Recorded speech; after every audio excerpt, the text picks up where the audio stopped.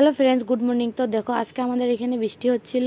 তো এই বৃষ্টির দিন কার না ভালো লাগে বলো? আমার তো খুব ভালো লাগে। তোমাদের কেমন লাগে কমেন্ট করে জানিও।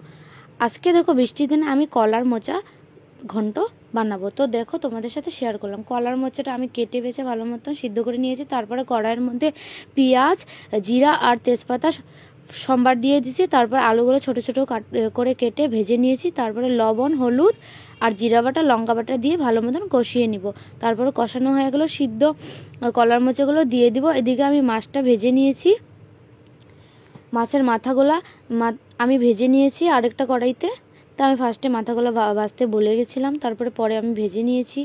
তারপরে ভেজে নিয়ে তারপরে কলার মোচাগুলো ভালো মতন ভেজে তারপর আমি মাছের মাথাটা দিয়ে দিব।